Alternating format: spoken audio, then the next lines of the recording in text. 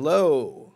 You are tuning into the Comics Pals Polls, a weekly comic book discussion podcast where we talk about all the biggest comic book releases of the week. We gonna talk about them.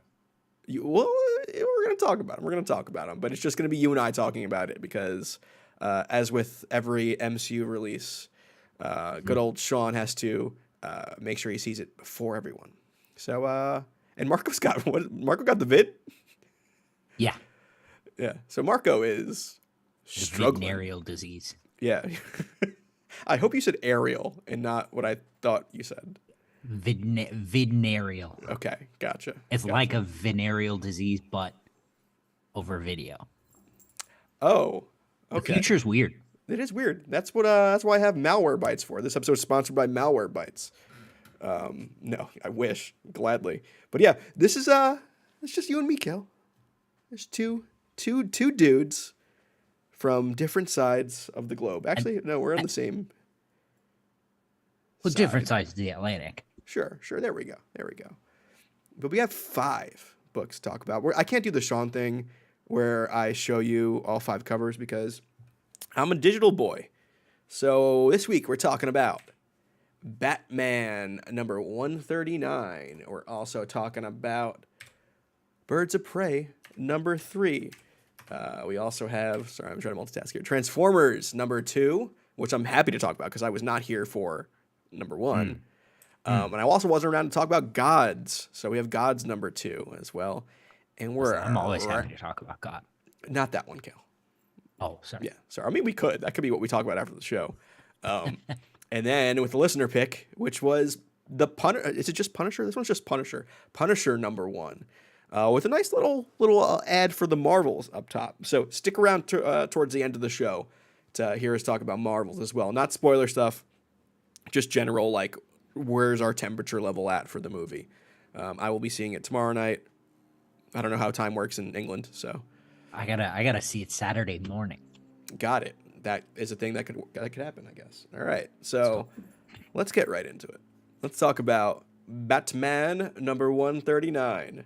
This is by my new friend Chip Zdarsky. Art by Jorge Jimenez. Colors by Tomo Moret. Letters by Clayton Cowles. So, thank God we're out of Gotham War or whatever. What was Gotham War, right? That's what it was called. Yeah, Gotham War. I got so confused by the constant addendums to the title at the beginning and end. There was like an Omega or whatever it was. I'm happy we're out of it, and I'm happy because I do like Chip's Batman, and to kind of get it out of the weeds of being, I guess, stuck with trying to tell this crossover story that really just felt like, hey, we need people buying more Batman books, so let's artificially mandate a crossover event that doesn't even really get addressed too much in this. Like, whatever the fallout of Gotham War was, could have, the end result of what's happening in Batman could have happened without that. Yeah. Basically, the only thing that happens is the Joker references Catwoman dying. Yeah, and like that's it. Creepy marionette, and even then, we know she's not dead. Like, you know, sure do. So it just seems kind of pointless. How did you feel about this now that we're out of Gotham War?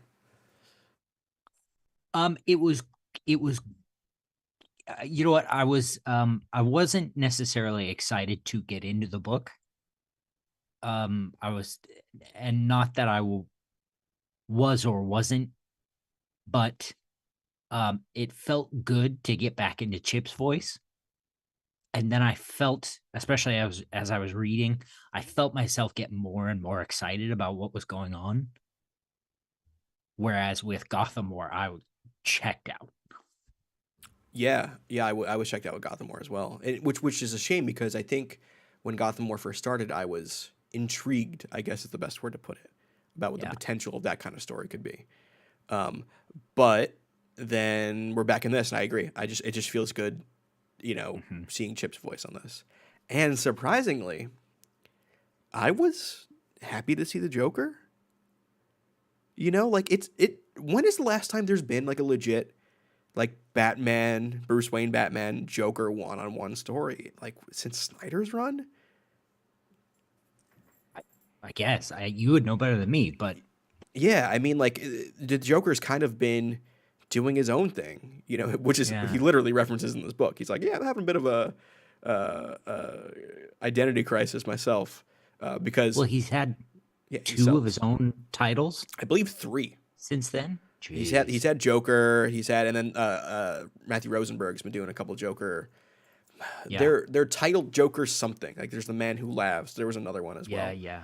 So, the Joker's been around. He's not been gone like most of the time, but he's just been gone from the sphere of Bruce Wayne. And I gotta say, like seeing the Jimenez art with Joker, his Joker looks really good. Like that one page where you flip it and then Joker's just sitting on the throne with all those scenes of the marionettes in front of him. It's good. Batman gets to do some legitimate detective work in this, which I thought was fun. Okay. This is where I got sort of caught up. I had to stumble back and read about what was going on. Because I just like I feel like it's not complicated, but I also felt like I feel like it's spelled out, but I felt like I just wasn't getting it. What was your hang up? Just this map thing. So behind the dead body, I guess bats were pinned to the board and in a pattern that if you line it up with a map shows major cities, a world map, and all those major cities are a reference to places where Batman was trained before he was Batman. I think this Yep. is tackled in Chip Zdarsky's Batman the Night, which The night, editor's yeah. note shows that. So I think that's a direct callback to that. Um, I thought that was kind of neat, because the N is the indicator that it's a map, north. Yeah. Yeah. Um, And yeah, like I said, it's all very well spelled out and it's very much a a means to an end. Like I feel like as I was reading, I was focusing too hard on it, but it was just like, wait, okay, hang on, let me read this again. Let me try and get where he's at because it you, just was not computing for you know me. you're not Batman, right? Like nothing's riding on you having to Wait a solve minute. this. Like he'll I'm, solve it. You're good. You get to. I mean, I'm good at turning my brain off just whenever I need to. watch. Yeah. The other thing that really bugged me, especially in that bit, was the background coloring. When Batman first shows up on the scene, it's black and white with the exception of the people. And then as he's putting together the clues or whatever, it gets washed in this red. It's not. I'm not seeing it as black and white. There's blue for the people. The furniture is red. I mean, it looks like millennial gray is the color of the room. Okay. Are we? Gray, that noted mix of black and white. Well, okay, you got me. But like, I don't think it was like a thematic choice, as in, or that's Right. not how I read it. Yeah. I my yeah. So my point is that transition from the black and white or gray to the full red backgrounds and everything. Sure. Sure. Sure. It really like it felt like it was hindering me. I don't know, man. Interesting. I just like that section just didn't work for me. Okay. That said, the rest of it, Yeah. after I finally got over that, the rest of it took off. It felt like almost like the Arkham games for me. Like I can feel this being like a game story mission, like having to Yeah. find this using detective mode, being able to like grapple, and maybe I still have Spider-Man on the mind from PlayStation, so this is why it stuck with me.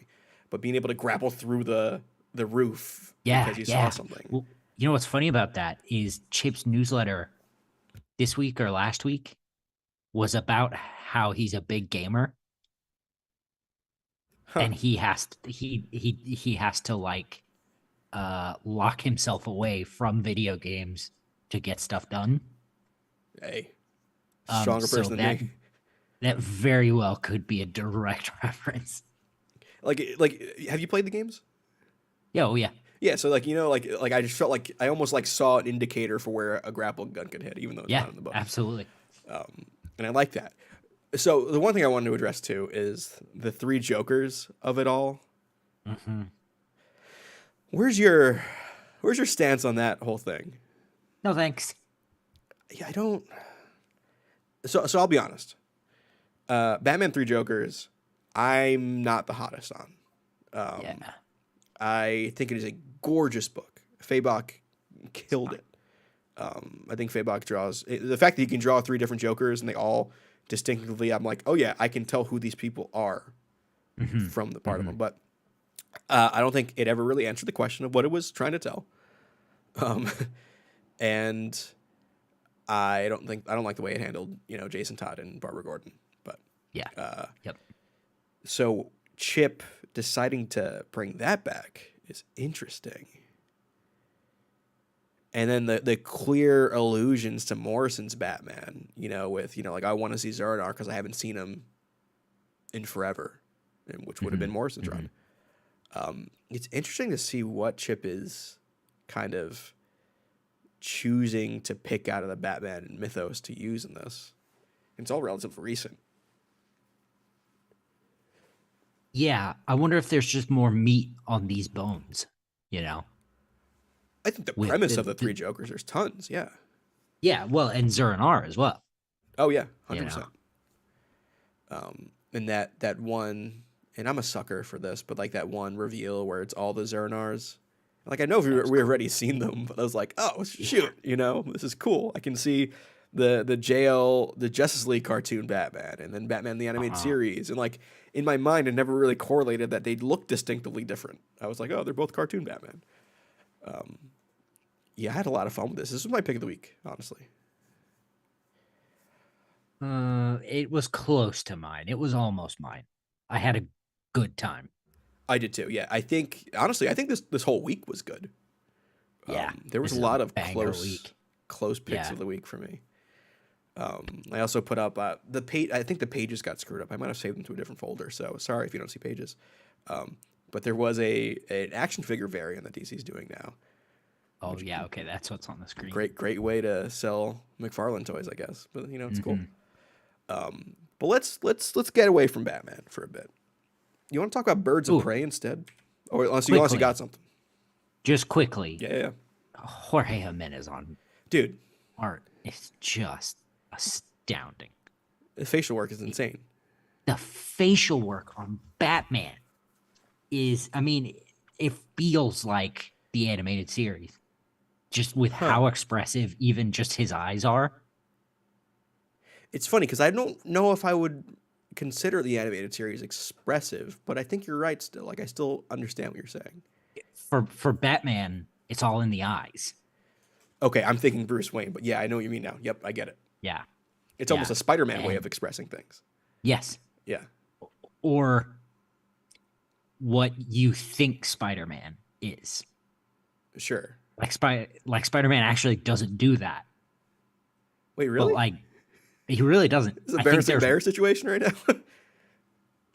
could be there's Tom Holland's has the the lenses or whatever. And then I think it's the MTV Spider-Man that did actually have like an expressive face because I think because of the animation.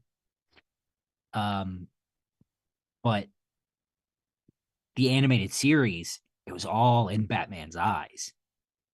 That was so much where his he emotes, and here there's so much happening with Batman's eyes,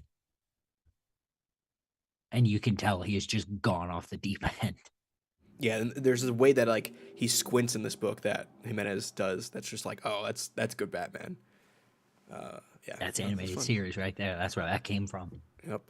So before we talk about Birds of Prey, I just want to remind people that we do have a Patreon. So if you like what we do, you like to support us, and you want a little bit more bang for your buck, join us on Patreon, where you can get every week. One of us will be writing, recording a newsletter.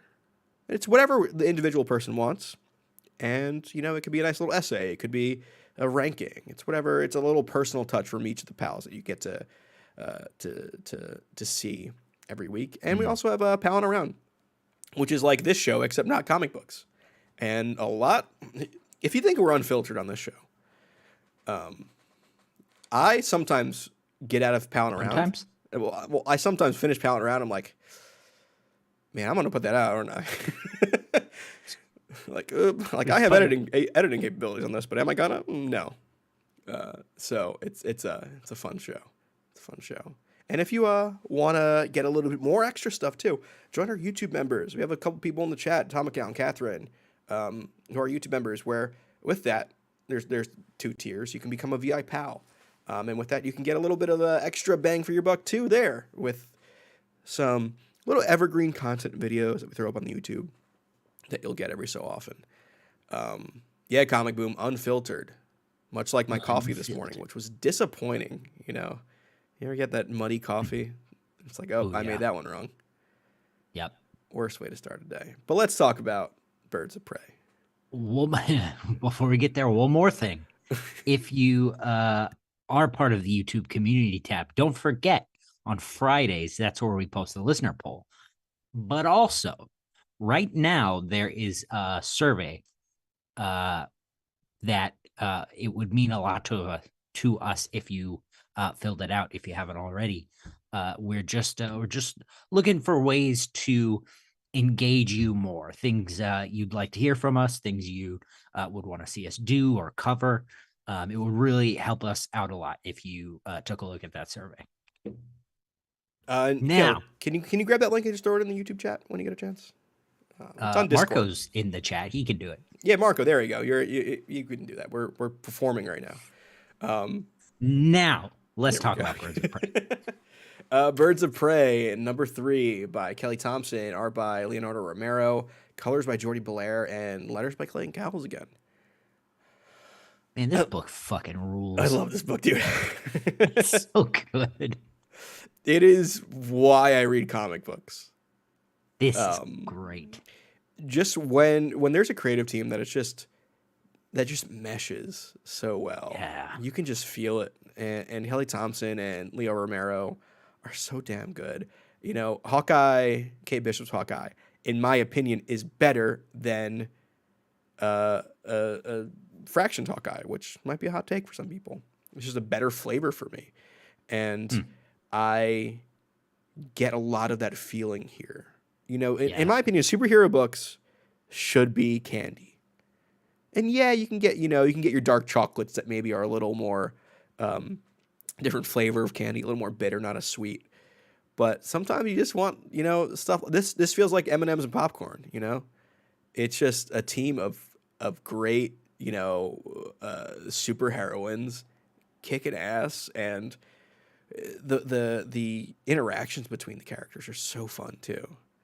Like the way that in this singular issue we get, Black Canary underestimating Harley Quinn and then,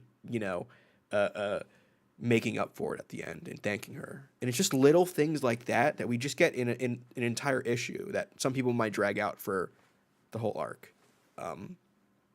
It's just a fun little heist story. It's not a big thing. The world's not ending. It's just good character stuff. Yeah.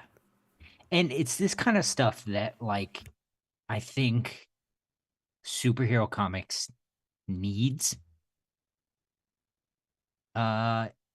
Because so much of it has to be events and has to be world-ending stuff.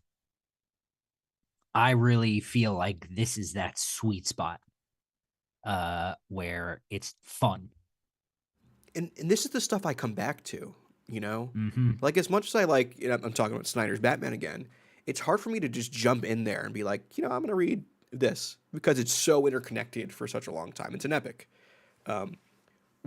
This is like one where we could be like, hey, Do you like Harley Quinn? Do you like Margot Robbie's Harley Quinn? Here, read this. This is one, this one arc that'll be a great trade when it comes out. Yep. That's the superhero stuff, especially DC. Like for me, that's good DC. Yeah.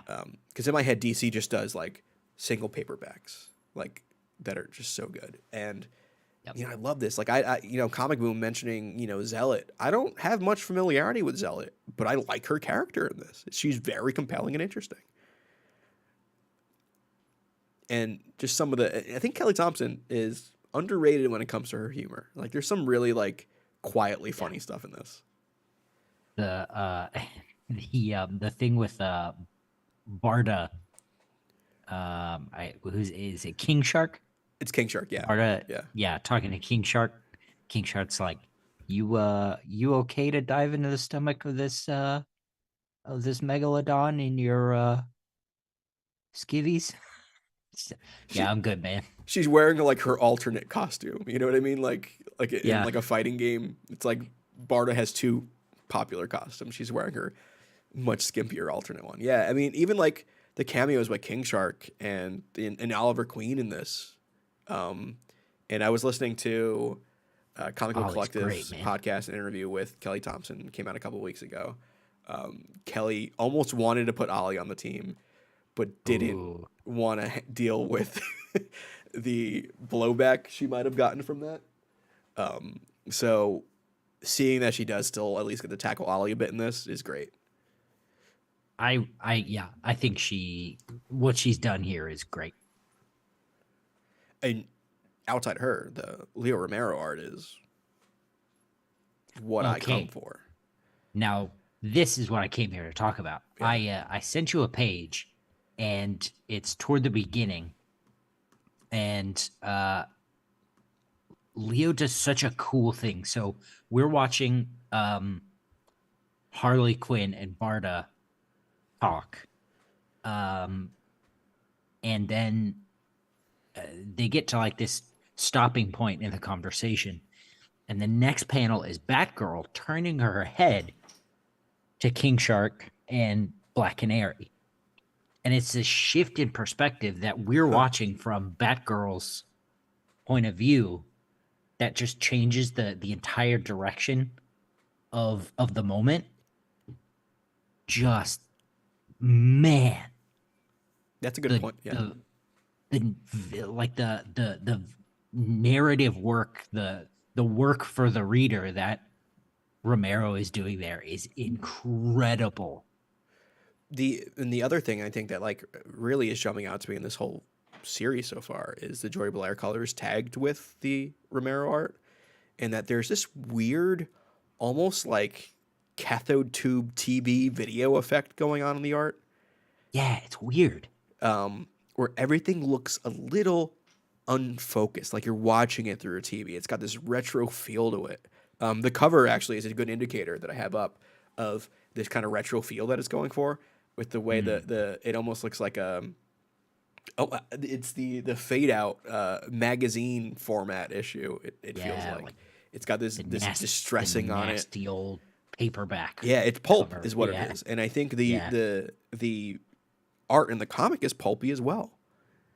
It's giving it has this weird it's weird to have a video effect on static images in a comic, and it's not something I think I've seen in comics before, Hmm. and it's fun. Christian Harriet in the chat says someone said the colors were comic strip art, but elevated. Oh yeah, That's interesting. you can almost see where like there's a couple of scenes where you can almost see where the colors bleed outside of the lines, which almost feels like that retro printing style where you would get that, but this seems purposeful. Whereas before it was just like, yeah. hey, that's just how our can see printers that. work, you know. There's one where Marco says it's a digital watercolor brush.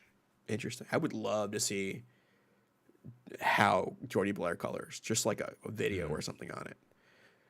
I think she rightfully avoids the internet, but this is great. This kind of reminds me of like Darwin Cook too. Leo Romero's art. Yeah. It's got you know, it even there's a bit of the spirit in here. No, not the spirit. Sorry,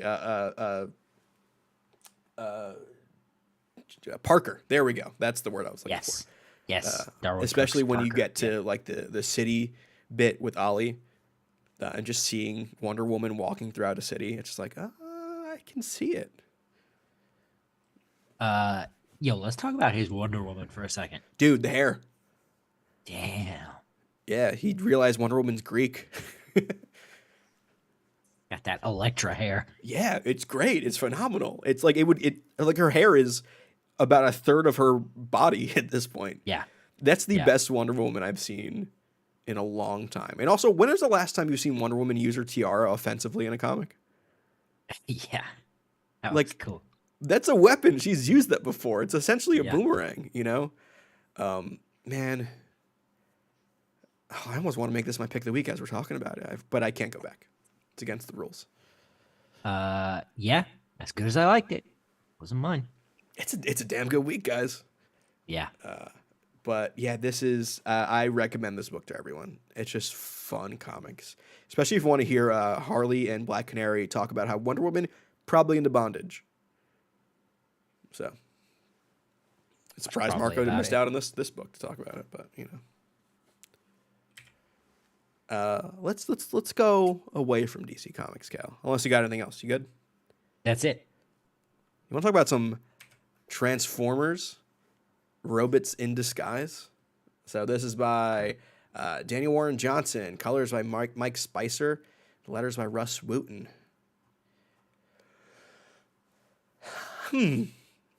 How do I start this? Because I wasn't here for the first discussion. Honestly, I'll admit it. Yeah. I wanna hear your thoughts on I didn't hear your thoughts either because I was ready for. Okay. I expected us all to be here for the second discussion, but you know, stuff happens.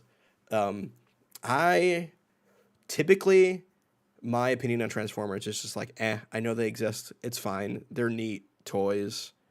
I'm more of a Beast Wars guy. Yada yada. Okay. Yeah, same. Exact same. But So- go ahead. I was gonna say, I even sometimes have trouble registering the Autobots, the car Transformers, as Transformers. Because for me it's Beast Wars. Oh, interesting. Okay, so like Autobots doesn't really mean much to you. No. Gotcha. You're more of a, what is Optimus Primal? Was that him? Yeah. Cheetor and Rat Trap. Rat Trap was my dude. See, it was Cheetor for me. Yeah. But I don't know how Daniel Warren Johnson does it every single time. But his art is probably one of the best in the business right now. There's just something magical about what he draws. And there's like real passion into his art style. And B, his writing, he manages to make some really quiet, gut-wrenching moments in all of his books. That, like, the premise of the book is like, this is about interdimensional wrestling. Oh, this one's about, you know, metal music if it comes to life. This one's about robots in disguise. But then you have bits like the deer scene in this book that just like, Well, dude, why would you do that to me? That hurts. okay, so you didn't get any pictures of. Dude, it broke somehow, this? and it would just be a Okay, thing. all right. Yeah. So I specifically wanted to call out these that moment because Johnson gives that moment okay, so Optimus accidentally steps on a deer as he's realizing what like a beautiful planet Earth is. And he's like, "Oh my god, I can't believe I've just killed this beautiful innocent creature. I didn't even know." And it's this amazing moment where he's realizing like the beauty of humanity, you know, Earth and you know, eventually humanity and stuff. It's an incredible moment for the first page of the book, right? Then later on, when we're dealing with the Decepticons and Starscream, I think it's Starscream that does it.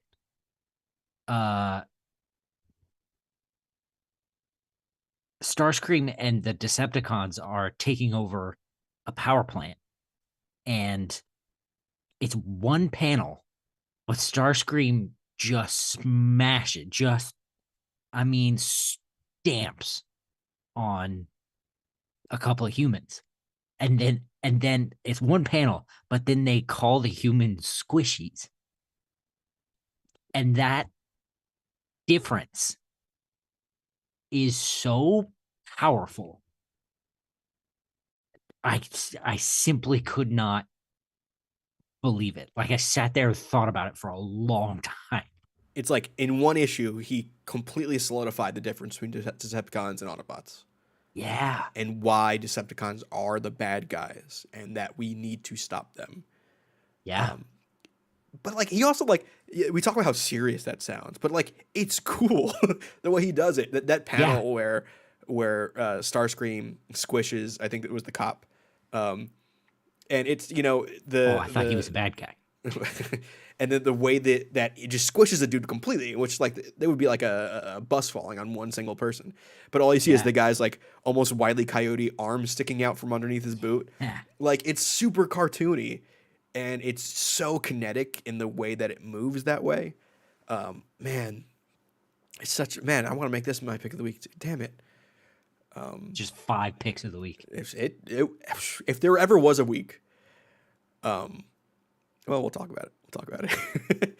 This is so good. It's not. It is both an action packed Transformers book, but also it has some of the most quiet human moments in it that I think Yeah. is just emblematic of a Daniel Warren Johnson book. Yeah. And I think books like this are getting increasingly rare. Yeah, yeah.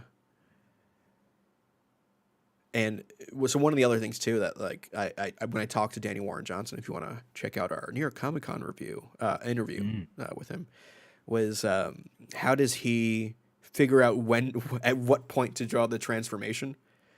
And there's a couple of instances in here where he's drawing a Decepticon transforming in air, or Yeah. Optimus transforming into the truck, and it's just weird mid transformation, almost like the third part of an Animorph, Yeah. where it's like I know what I'm looking at, but I don't know how a mind could picture that snapshot. Do you know what I mean? And then draw it. It's super impressive. I wonder if he's got like he must have the toys that he uses to model That's what he said. especially Yeah, those moments. yeah. He said that. Yeah, and so we talk about all that, and this real gut wrenching comic. But simultaneously, this also kicks off the G.I. Joe aspect of this new Energon universe at the same time. Yeah. With Duke showing up in the spoiler for the cover kind of just spoils it for you. But Duke now has a bone to pick with these robot people. So Josh Williamson and now and Tom Riley get to pick up where that left off. And did you read the quick little preview in the back? No. It's just Oh, the I first like didn't. 2 or 3 pages of Duke, but that Tom Riley I art. I genuinely didn't even see it. Oh yeah, yeah. Well, it's like when the story's done, especially with digital, you can't really tell. Tom Riley, man, I'm hyped Yeah. for it. This Energon universe is, man, it's working for me. Kicking off, man. And we have a Cobra Commander horror book coming out. It's gonna be a horror book? So yeah, okay, yeah, you weren't at Comic Con when they talked about the books. Um, Cobra Commander is going to feel like a horror book. Like, why is everyone afraid of this guy? Because he seems like kind of a dork, you know? Okay. How does the guy with this metal helmet command an army and he treats none of them well? How do you pull it off? Well, you got to show why he's scary. Ooh, who's doing that? I believe that's Williamson writing that as well. So we need to get that dude on the show. Okay. Okay. Yeah, yeah, man. This whole thing is interesting, and I'm excited for this. I'm excited for Transformers and GI Joe comic books in the year 2023. Wild. Yeah, You know and what's it's weird. This is a weird year. I mean, Transformer yeah. Transformers is coming back. G.I. Joe's coming back. The Beatles just released a new song. Wait, what? Dolly Part. Oh, you don't know about this? No, is it an AI thing? Partially. Ugh. But it was used uh by Paul McCartney, Ringo Starr, and the other one, the one that's not George dead. Harrison. Yes. Okay. Yeah. Um, and they did it like on purpose, you know. And I don't know anything about the Beatles, Me, but I don't like the Beatles. Hot take, but yeah. I don't either. I don't Okay. either. But this is actually really good and it's really interesting. And so Interesting. they had Peter Jackson do the music video because he did this, the big Yeah, documentary. yeah, yeah. And in the music video, Jackson um puts old um old footage of each of the Beatles, like so they're singing next to each other and they're doing like weird little dances and stuff like that. Um, it's genuinely worth a watch. Like I am no Beatles fan, but it's not bad. Does Ringo kick his drum and then he actually broke his foot during the whole thing? That's a I don't know anything about that. that's a Peter Jackson joke. Never mind. Oh, okay. For my Lord of the Rings heads Oh, out oh, there. oh, oh, oh, oh, Yeah, oh, I get it. yeah. I get it. That's it wasn't the Ooh. best. Yeah, my point is there's a lot of old shit coming back this year. And Dolly Parton, her new song is it's on a rock album and it's very good. That is an anthem against capitalism. So the It's anti great. 9 to 5. Yeah, yeah. Okay. So it makes me wonder, like, what in comics is going to be revived next? 3D Micro covers. Let's do machines. it. Trading cards. Let's do trading cards. That'd be cool. I'm down with Actually, that. I joke, but Variant covers. oh no, oh no. Let's go to the Marvel side of things, Cal. Let's talk about G.O.D.S. Gods. #2 by writer Jonathan Hickman, art by Valera Shiti, colors by Marte Gracia, letters by Travis Lanham. So far, we've been tracking with the exact way I read these books, Interesting. Yeah. but you flipped them. Oh, I well, read Punisher and then Gods. hate to break it to you, but so before I talk about this, because I'm unsure, how did you feel about this?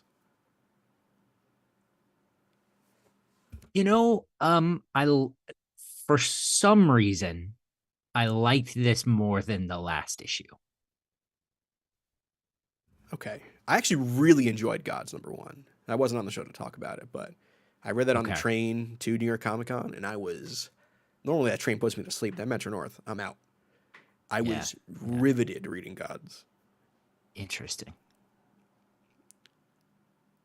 and I think it's continuing. I think Okay. I What? Go ahead. what about it that hooked me? Yeah, yeah. What is this doing for you? I The series love I broadly. love Marvel magic. And I don't think we've really properly gotten our introduction on what Marvel magic means for the greater Marvel universe. Mm. Maybe Thor's tackled it a little bit here and there, like the Norn Stones and Siege, but this feels like more of a let me spell out what magic is for the Marvel universe and how it affects the cosmos part of it too, because I think there's space Marvel and there's cosmic Marvel. I think this is actually tying magic in with cosmic Marvel. I mean, we get, potentially the intro of the In-Betweener in this as well. And just having someone like Hickman kind of make that blueprint for what that section of the Marvel Universe can be, because there's so many good characters there. I'm excited for it, and I think this feels like that. And it's also just nice to see new characters that actually feel important, you know? Like Aiko is kind of her POV issue. And Yeah. then we also get introduced to Mia the Magic Girl, and it's kind of an inverse of the Dimitri and Win dynamic that we had in the first issue. I'm digging this. It feels like a weird magic image book that just so happens to live in the Marvel universe. And I'm digging. I mean, I've always said that Blair Shitty is A tier, and he just needs to shine. You know, like I know you hated Empire when that was out, that Kree Mm. Skrull book, and I was the only one who liked it, but I liked it because it was a Sheedy art. You know, Sheedy can draw the hell out of stuff, and I'm liking what he's doing here. Yeah. Um,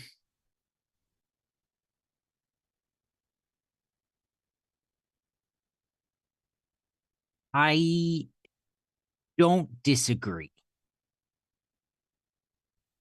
but I I still don't think I'm wholly sold yet because I don't feel like I know what's going on. I don't feel like, and I know this is issue two. Um, I don't feel like I have a sense of what's going on. I'm not sure what the mission statement here is.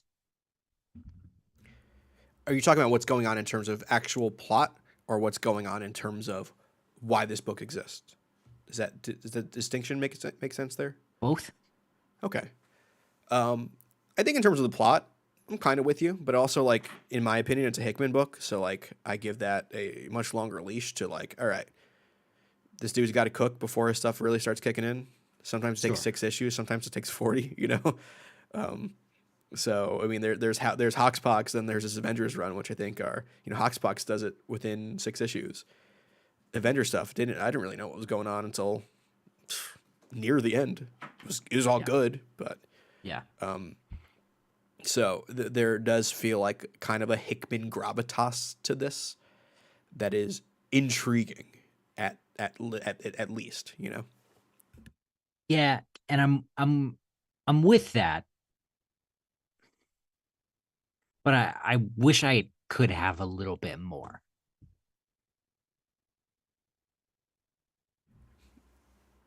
Are you at least interested enough to keep reading this? Like I know this. Definitely. Okay, so you Definitely. liked it enough to, but you're just Yeah. a little like uneasy on like why. Yeah. Okay, I think it's fair. It's fair. I think Catherine in the chat. Let me bring up the comment. Where is it? Where is it? She said, "So this is something to hop on board with if you're into magic and more of that set away from the big typical superhero stuff." Kinda. Um, I think it is a jumping on point for. I mean, at least issue one is if you want to pay $10 for it. Issue one. I mean, there's a core four characters that it seems like this book is going to be following. But it Yeah. also has end of the world magic stuff that Doctor Strange needs to show up for. Clea needs to show up for. Wong and Doctor Voodoo. So it is kind of a bit of both. I think it is a jumping on point for Magic Marvel, Mm. but it also has a whole bunch of superhero stuff in it. Yeah. It's a lot of stuff that's bigger than your average street criminal. But this issue is also a recruiting issue. Sure. You get Yeah. your glance at the sciencey part. And we get our illusion of who the actual villain of the story is. So they are. It is in a building phase Yeah. still. Yeah. Honestly, issue one felt like it was just like, hey, here's our awesome cold open for what this epic will be. Yeah. And it slows down a lot in issue two, which I enjoyed. A lot. Yeah. We go from end of the universe magic to girl in a library. Yeah. But And Gilmer Smith asked if this was $10. Thank God it wasn't. This what one was $5 on Comixology. Um, Still arguably too much for Girl in a Library. Um, I But hate when you say this one was $5. In my head, was like, oh yeah, the normal price. They're tricking me. yeah, I didn't hate the slowdown because it gave us a chance to see how these characters, or at least how the science side both operates and how it works with the real world.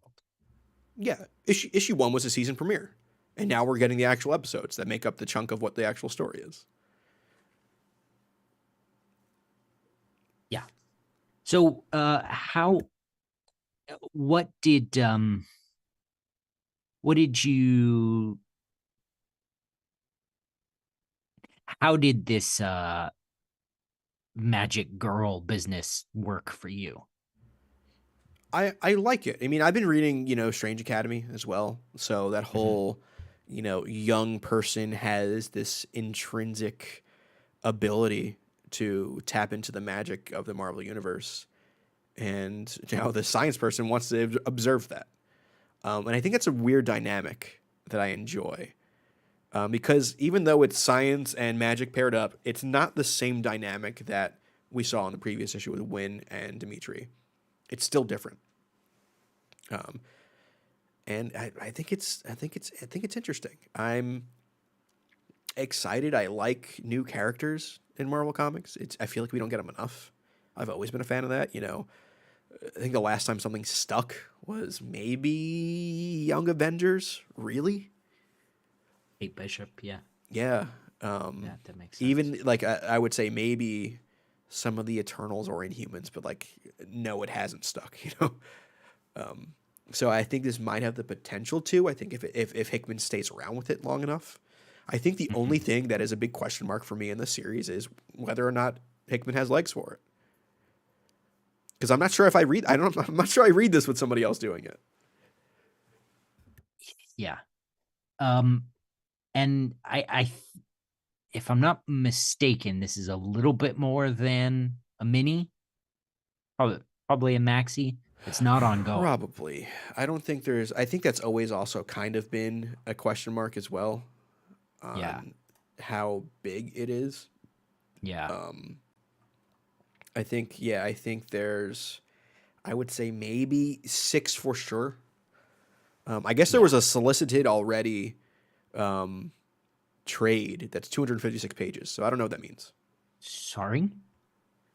Um, yeah, 256 pages? which Shit in maybe five hell. issues, 5, 6 issues, including issue one. Well, 5 issues is 100 pages. A little over. I guess. I mean, what is this? This is 28 pages. 28 pages, and first book was 64 pages. So that could be 5 issues potentially. Um, we'll see. We'll see. Mhm. But I'm liking what I'm reading. Yeah, I didn't hate it. I tend to have trouble when characters like um what's her name? Aiko? Yeah. When Aiko come from nowhere and start speaking about the normal person's life and it directly reflects mine. A little too close to home. Yeah, You're like, why can't I do magic? yeah, right. Because it's a bit like, okay, well, I can be a chosen one. Like, what's the big deal? These are just I this thought, is the story of the former gifted child millennial. yeah, right. I thought that, I thought the new girl who definitely has a name, Mia. It's Correct. just Mia. Um, I thought she was fine. I thought her stuff was compelling. I thought her conflict in joining it all is interesting. And it's probably one that I would have. And I think it's also Um, necessary to have a POV character for what this book is. or what this book is gonna be. Yeah, Yeah. yeah. It needs that newcomer character that we can kind of put our be in their shoes. because when you have people like Doctor Strange and Wynn, who's this no like this immortal being, and this very cold Ico, you need someone that's a Mhm. little more relatable, just to kind of center yourself in the story. Yeah, I like this. I think on any other week too, this also had potential to be my pick. Oh, not me. Too much talking. Well, let's talk about another book with maybe too much talking in it. Let's finish off with our listener pick, which is Punisher #1. Punisher #1 by writer David Pepose, art by Dave Wachter, colors by Dan Brown, and letters by Corey Pettit. You thought this had too much talking? I felt like it did. Or maybe maybe it was just more too much internal monologue, maybe. But I guess that's Punisher. So this is not Frank Castle. Spoiler. I mean, it's on the cover. That's not Frank. Mhm. And no, that's not Jorge Jimenez drawing current day Bruce Wayne either. It's a whole new character. And this is interesting. Yeah. Is this your pick of the week? Maybe this is my pick of the week. A Punisher book is my pick of the week. Wow. Wow. Okay. So why? Tell me why.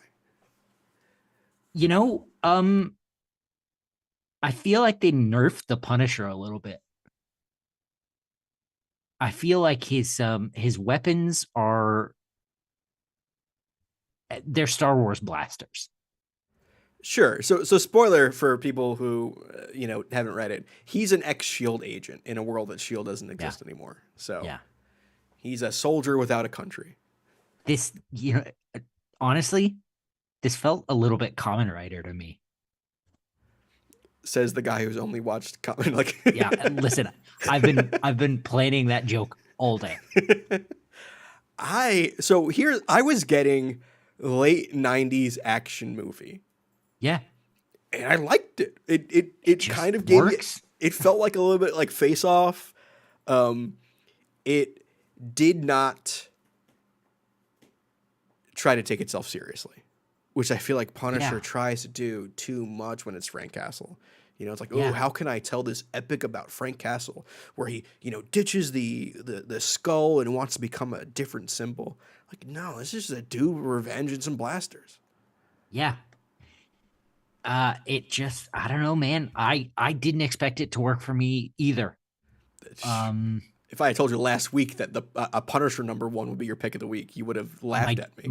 My dude, I saw this on the poll and I immediately voted for something else. I was like, absolutely not. And Good then job, I saw listeners. that this got it and I was upset. But now I gotta hand it to the listeners. Y'all did it again. Yeah, I don't know who David Wachter is. It looks like he's worked on some Ninja Turtles books and some, I guess, cover art. Yeah, I guess he did Breath of Bones, The Tale of the Golem. He did some Dark Horse stuff, some Ghostbuster stuff. Wow. This was fun art, man. That fight scene with Incredible. Mr. Hyde is Yeah. good stuff.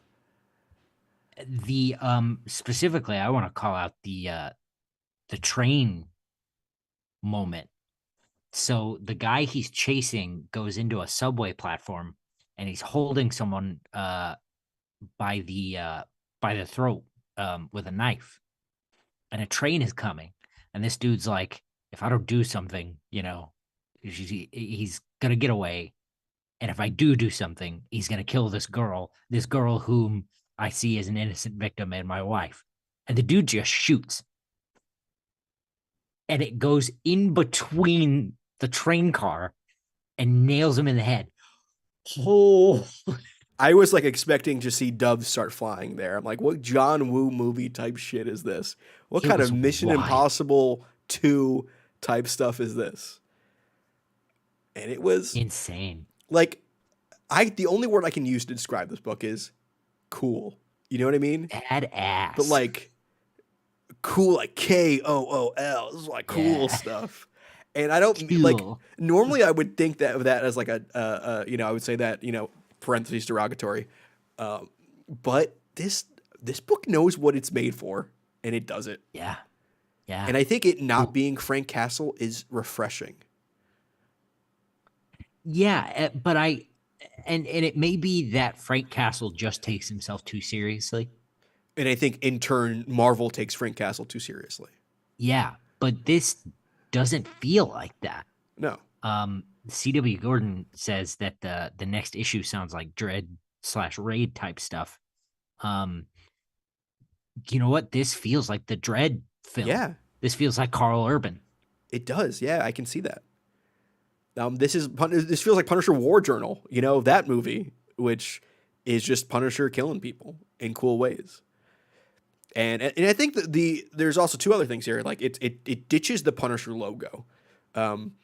He doesn't even mean to look like the Punisher or call himself the Punisher. This is just shield tech that he has, and they're Yeah. like mechanized protection plates that have to glow up for energy or something. And somebody calls him the Punisher, and it's like, well, if it works, I'll take it. Yeah. But I also think that also seeds the fact that Frank Castle could show up and be a little pissed off about that. Suppose. But even like his origin is stupid and cheesy. His family gets killed by a bomb, and he needs to find out who did it.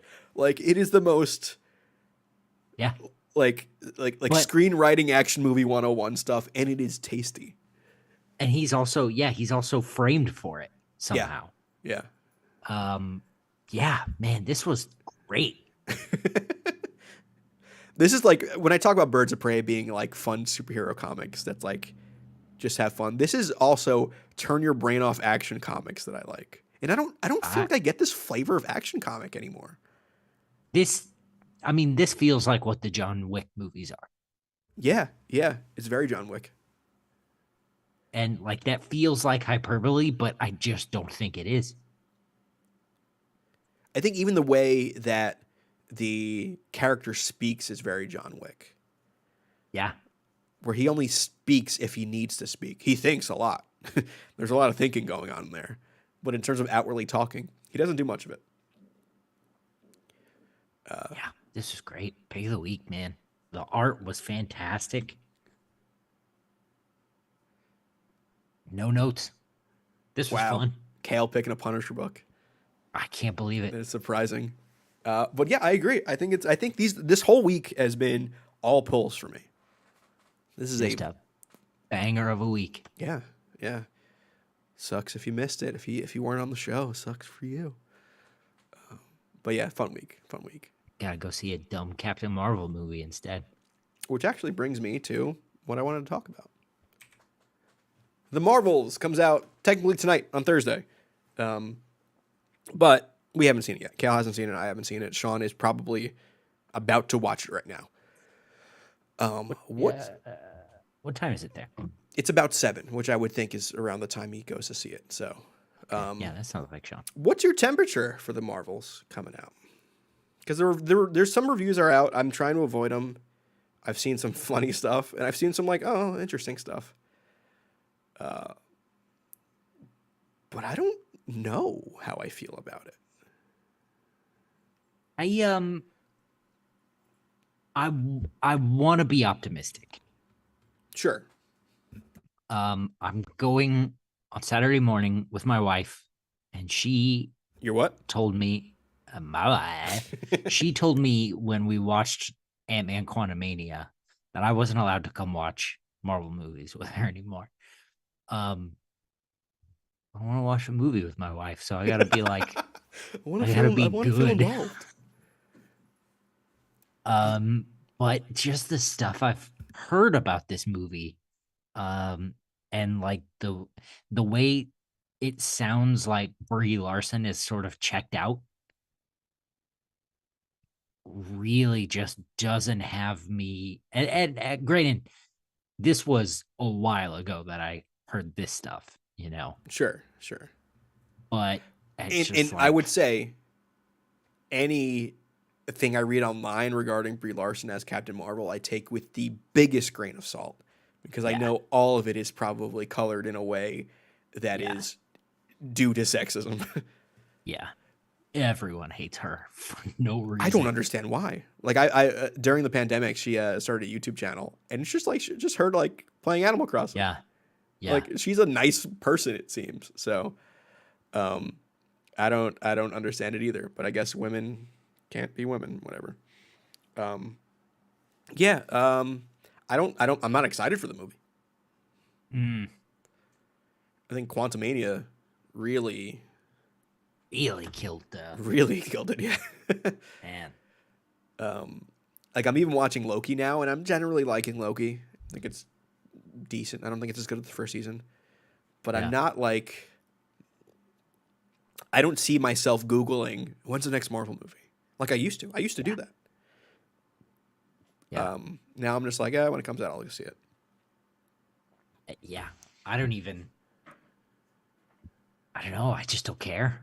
Like Like, I went to my Alamo Draft House nearby on Tuesday, and I bless saw Adaptation for the first time, you. which is a Spike Jonze, Charlie Kaufman movie with Nicolas Cage, who is playing Charlie Kaufman, who was the screenwriter of Being John Malkovich, which is another Spike Jonze directed movie, Mm, and how he's trying to adapt a screenplay or a book as a movie, and it's him going through that process.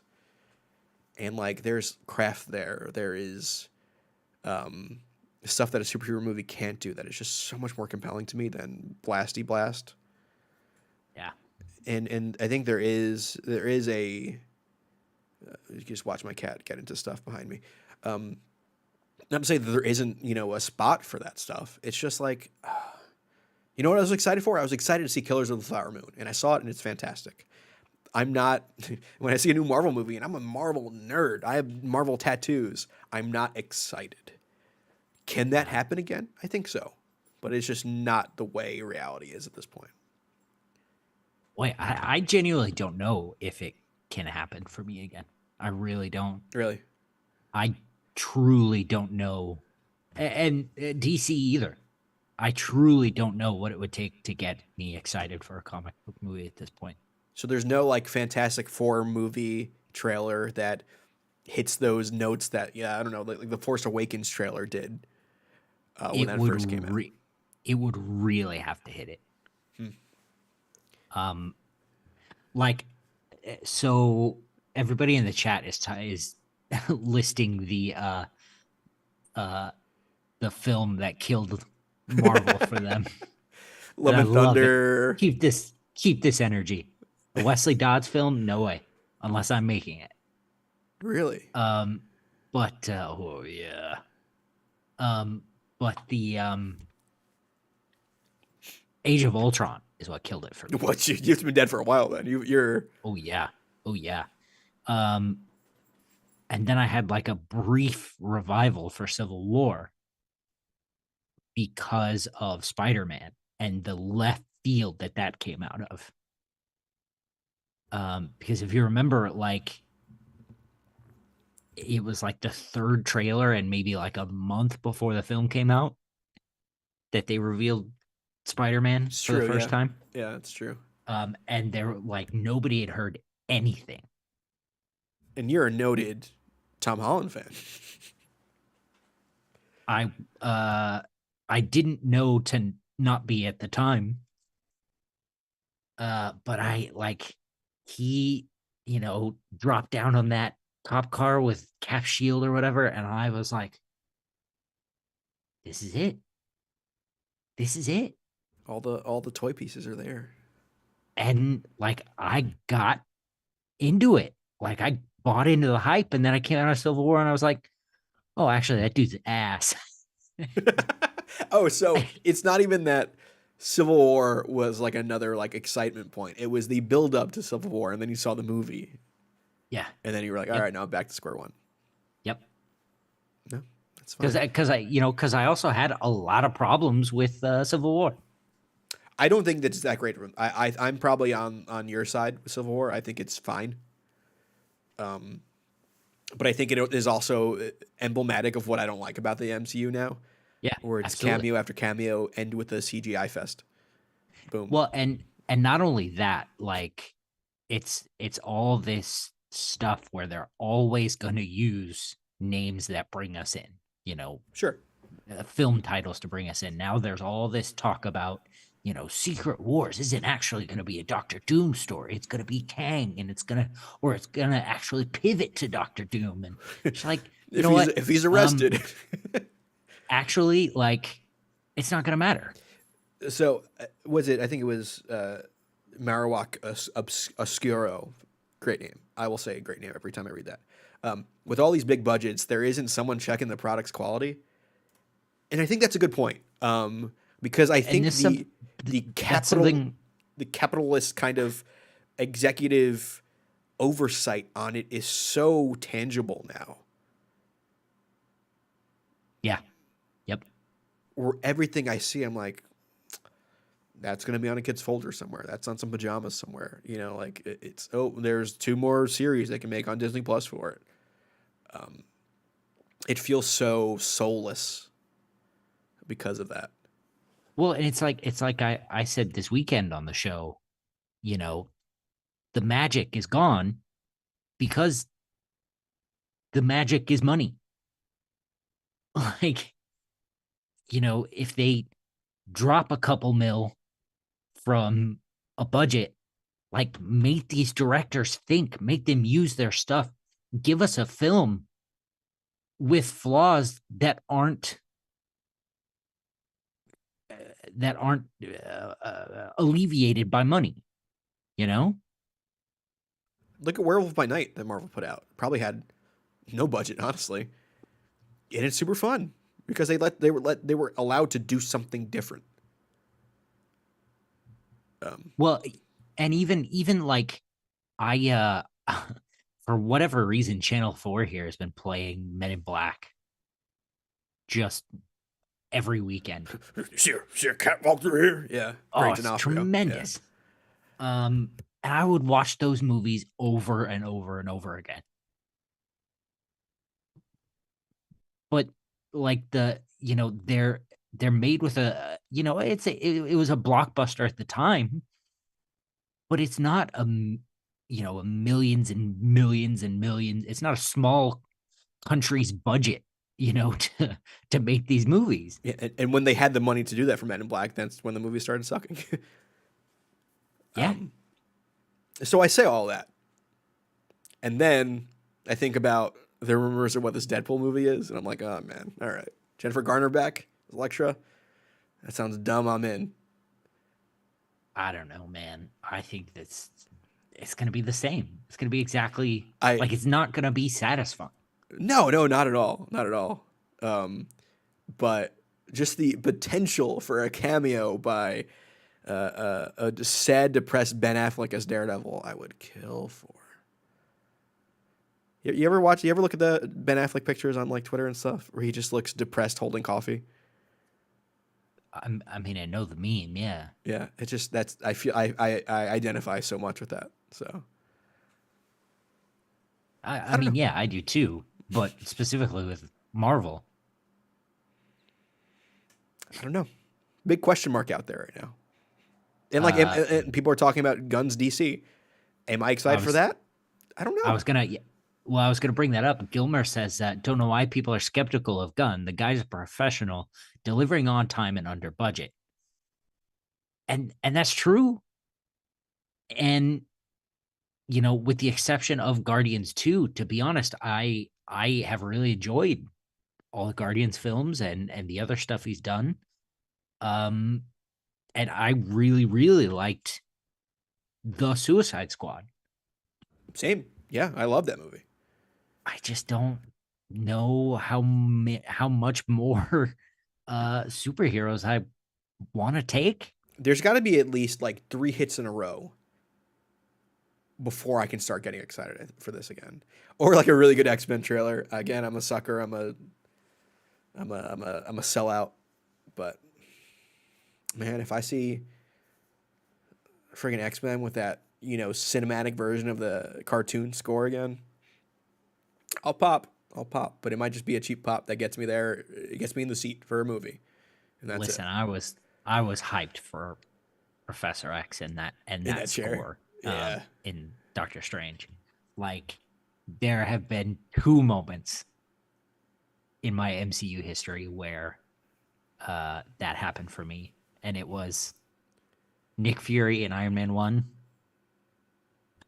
and the X-Men theme in Doctor Strange. When you hear that riff, man, they have my pussy throbbing. You know. Yeah, it was.